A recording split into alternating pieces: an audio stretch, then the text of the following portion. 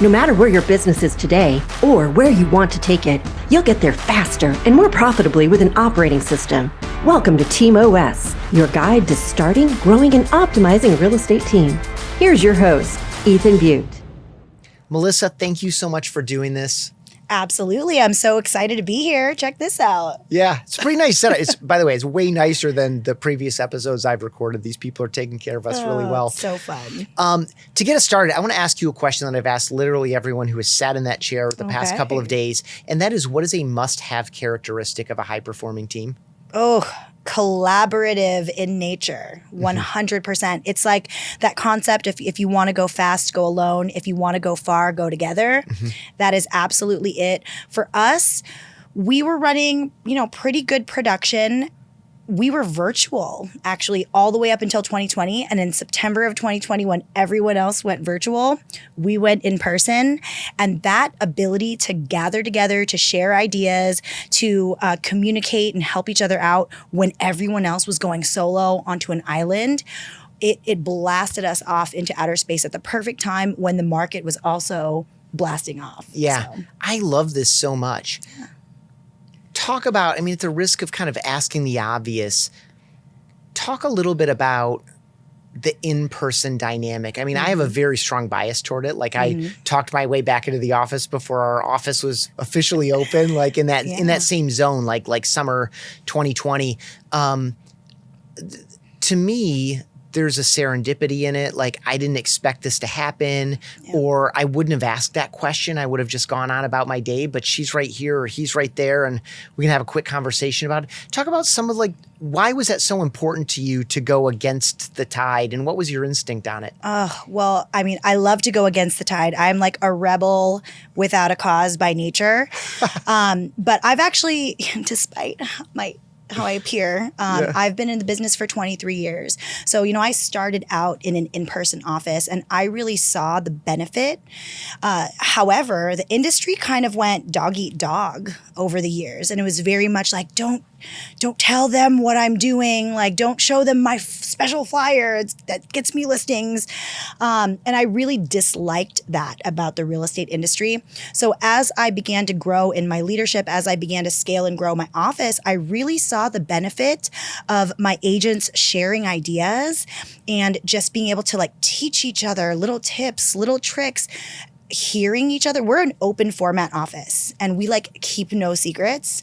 So if somebody is taking a call and they're trying to talk their client through repricing their home, or they're trying to help somebody understand why this offer is better than that offer, there's so much advantage for our newer agents or our growing agents to hear how they did it. What are the words they're using? What is the strategy they're using?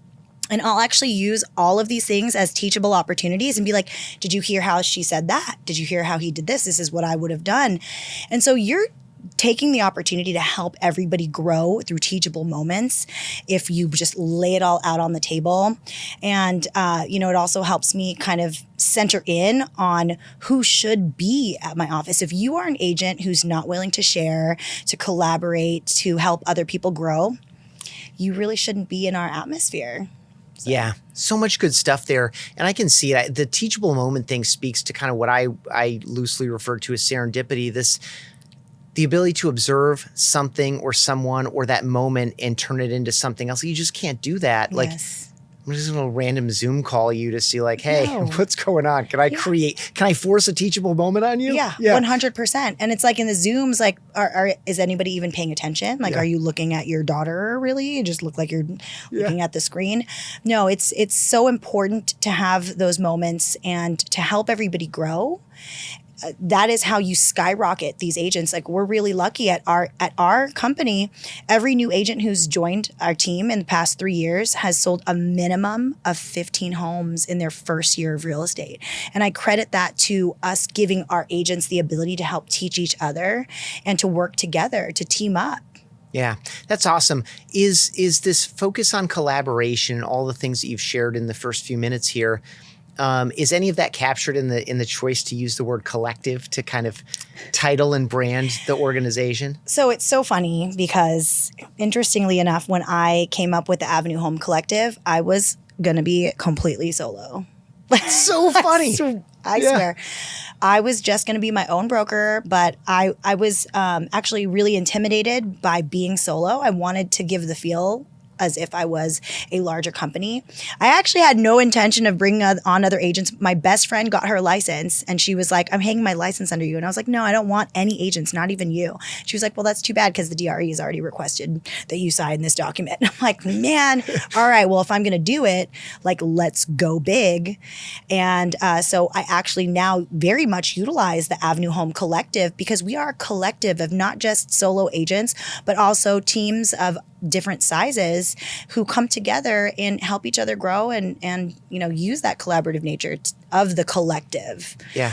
But, fun fact, when I first started, people literally thought we were a dispensary. That's funny. Because they were like, you're a collective? Yeah. What is that? Yeah. It's a real estate company. Thanks. It's funny. Well, and it was also the rage for a while. It was. Yeah. It was. As the market was getting fully saturated.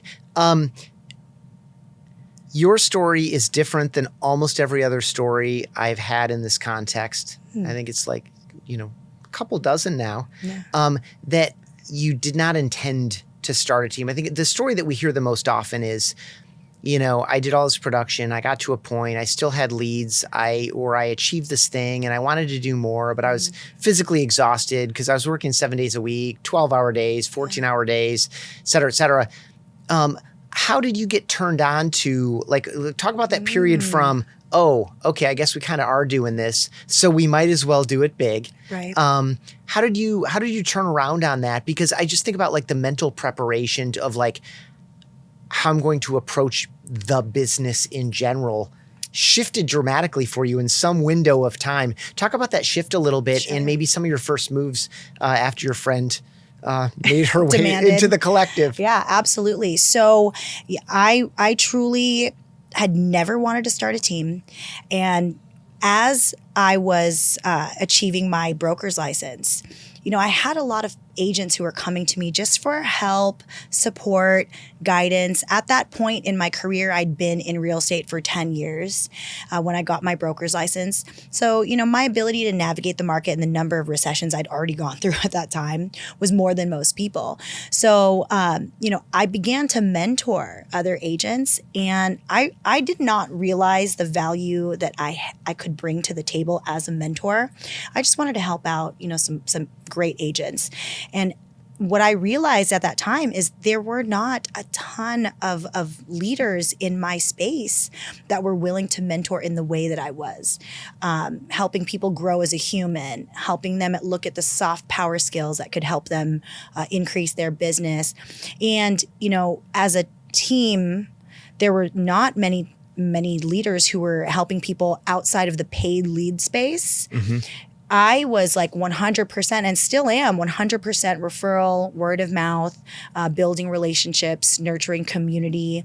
And I did not understand that was a lead generation system in and of itself. Mm-hmm. So once I really started to refine my systems and my processes around growing SOI business and growing referral business by creating community and relationships, I realized that I could teach and share that to my agents. So when that happened, I set a process and a system and decided to join and partner with Side Real Estate so that I can kind of release some liability, so I could, gain more tools, resources, some help with onboarding, offboarding, accounting, those fun things. And when I did that, I was able to grow from 8 agents to over 40 agents, go from 40 million in production to over 250 million. Awesome. That's wonderful. That may be part of the answer to my next question, which is, as this got more complex, were you the operational person? Did you bring an operational person alongside you, or did some of that come through your relationship with Side? Absolutely. So a lot of the operations I was able to release to Side. Mm-hmm. I mean, I had been so alone for 9 years.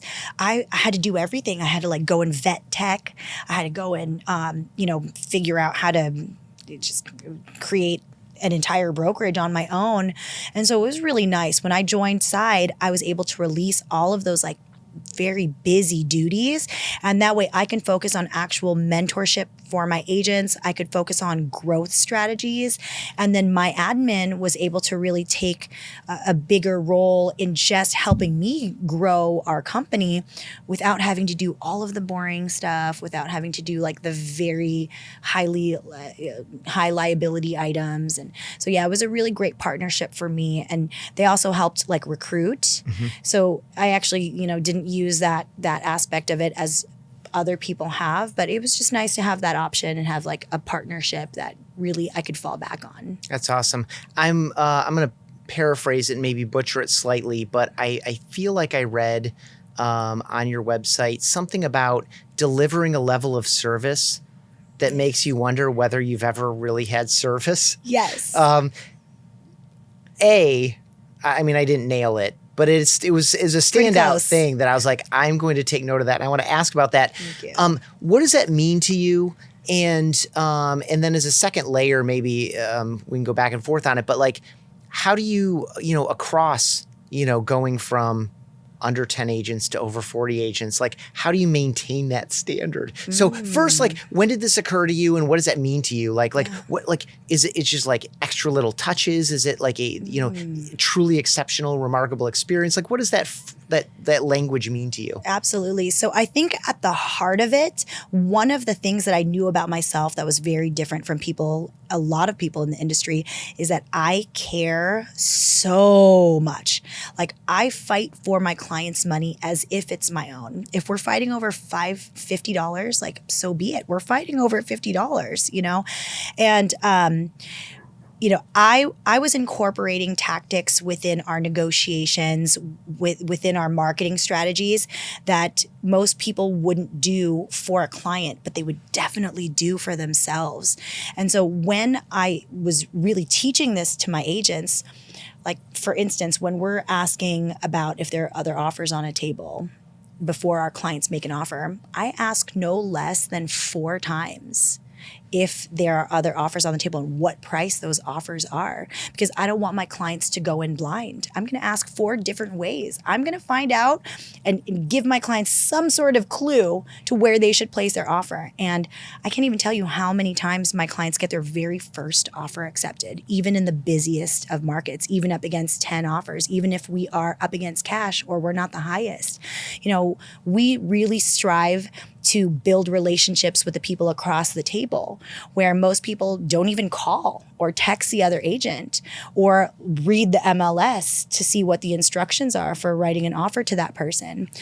So when people are working with other agents, there are things that happen that they don't even know their agent is not serving them at their highest capacity. So that's what I mean when we're giving luxury level service. It's across the board. It's care more, do more, work harder, protect their fiduciary needs as if they're your own. And, it's all about like building those relationships across every single portion of the real estate process and, just doing the most you can for your clients. Yeah. Love it. How do you, I assume that's an important part of training as well as probably the ongoing, the onboarding as well as the ongoing training. Absolutely. I mean, I think it's probably even part of how you attract people. Oh, absolutely. It's part of how we attract people. I'm teaching my agents how to communicate with other agents, how to build relationships within the industry and with our clients. We're focusing not just on how to make the most money from our clients, but how to be the best we can be to elevate the industry at large. And I'm trying to teach like why that's important. Know better so that we can be better, so we can do better for our clients. Absolutely. It's something that I teach through onboarding. It's something that runs through our ethos. I constantly am talking about our ethos, our values, our unique value proposition, so that my agents can really understand like what we're trying to go after. I want agents whose clients want to stand behind like their code of ethics. Like I want them to stand for something so that they're proud of who their agent is. Mm-hmm. How has your role and responsibility changed in that move from there are a few of us to there are dozens of us, probably a lot, but like maybe what stayed the same and what's changed for you and how has that changed you personally? It's really interesting because I've taken on a lot more, but I would say my role itself is very similar. It's my job to be the visionary. It's my job to understand the pulse of the market and to teach that to my agents, to prepare them for the future, to help them shift their communications. Are we focusing on buyers now? Are we focusing on sellers now? What's going to happen next? What do I need to learn and understand so that I can help my clients and be the best of what I can be? But at the same time, I'm still in active production. And I think a lot of people in my position typically step very quickly out of active production, but there's kind of a need that I feel is very important, because if I can stay in active production and still talk to buyers and sellers, I can better guide my agents to understand what they need to do, how to shift your conversations, what's the temperature of the market, what do people need to hear to feel secure right now.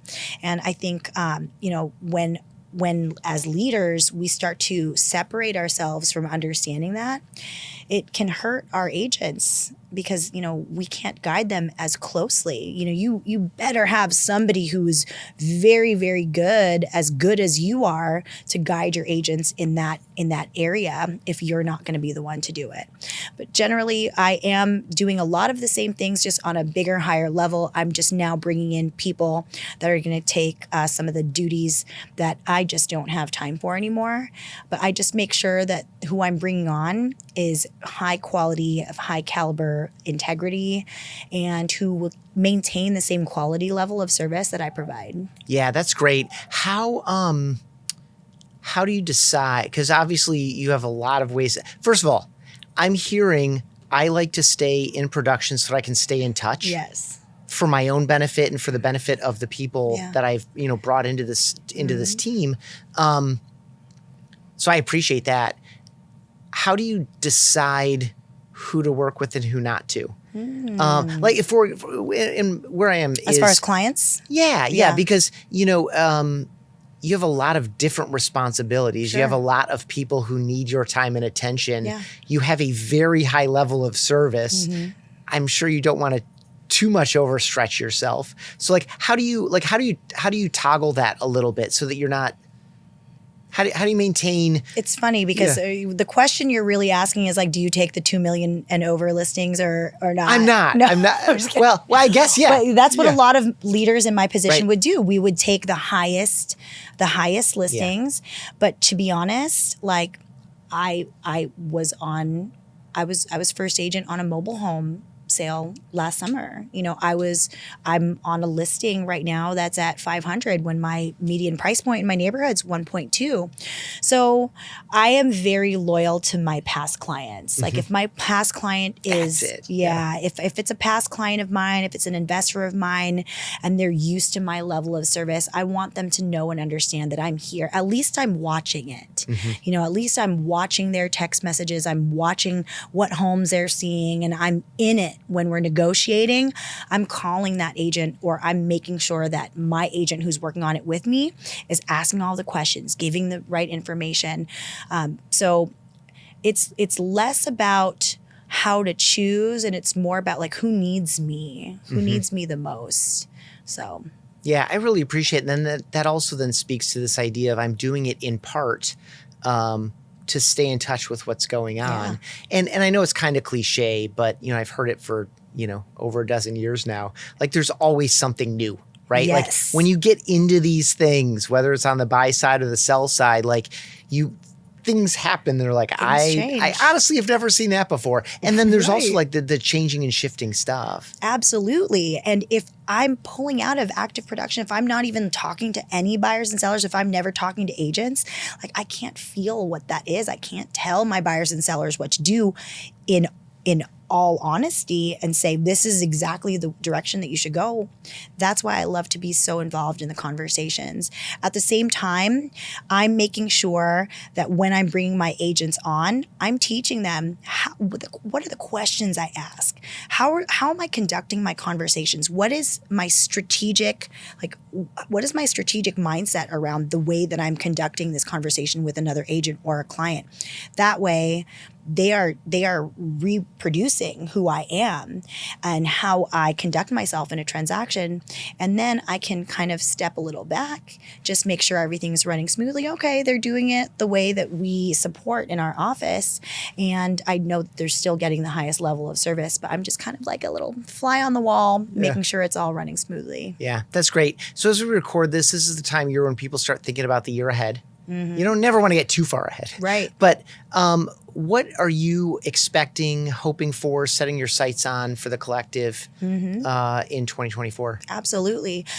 So I really like to run about a year ahead on starting to shift my agents' mindsets around what to expect from the market. Mm-hmm. So, a year ago, we were telling all of our clients, or I was telling all of my agents, hey, get all of your sellers to get on the ball, sell their homes now because we're going to shift into a buyer's market. Well, here we are. We're in the middle of that buyer's market. Now, I was just sitting with Jordan, our state economist, and they're estimating that the interest rates are going to be sub 6 in, second quarter of next year. I know. That's going to open something up. It is. And they're estimating that the home values in California are going to increase by 22% between second quarter and third quarter of next year. So what I'm talking to my agents now is you guys got to get all of your buyers off the fence. Right now is the time where they can still get deals. Let's get them all to purchase their homes with less competition over the next 6 to 9 months. And then once we hit that 6-month mark and we're starting to see interest rates soften, we're starting to confirm that really is going to that shift is really going to happen in Q2 of next year. Then we're going to start going to sellers like, hey, sellers, start getting your ducks in a row, paint your front door, tidy up your stuff. We're gonna hit it hard as soon as the seller market explodes. So yeah, I like to prep my agents really far in advance so that they can start prepping their clients far in advance. So smart. And it also, as you're carrying this message not only to your agents, you're also carrying it into the market yourself and seeing how the market responds and all of that. Well, here's the thing. The bottom line is all of the news that they're getting, the consumers are months behind what we're doing. I'm like, no, don't listen to the articles. They don't even know what they're talking about because I'm writing offers today. I know exactly what's happening in the market today. They're talking to you about numbers that were 4 months ago. Mm-hmm. They just reported those numbers. That's inaccurate data. So if you want to be 4 months behind what's actually happening, go ahead and listen to all the articles. But I'll tell you, we're in it. We have 38 homes in escrow right now. I mean, we can advise you and give you the best of what we can provide. Awesome. Yeah. I wish you a fantastic 2024. Thank you. And your team. Thank you. Before I let you go, fun question for you. Okay. What is one of your most frivolous purchases? Or, you only have to answer one of these, or what's a cheapskate habit you hold on to even though you probably don't need to? Interesting. So here's a fun fact about me. I cannot make frivolous purchases. My most frivolous purchases are literally vacations with my family, experiences. But I am a cheapskate habit person all the way. I'll take home not just my leftovers. I'll take home your leftovers, your leftovers. Yeah. We'll save it all because, there are starving people out there and I can't, even if we're not going to eat it. It's what if someone gets hungry later? Yeah. What if we need to drop it off on this, on the sidewalk with somebody? So, yeah, I'm a leftover queen. Love it. And you're fighting the food waste issue, which is an issue that doesn't have a high enough profile given the scale of the problem. Exactly. Cool. You're awesome. I appreciate you. Thanks for doing this. Nice to meet you. Thanks for checking out this episode of Team OS. For email exclusive insights every week, sign up at realestateteamos.com.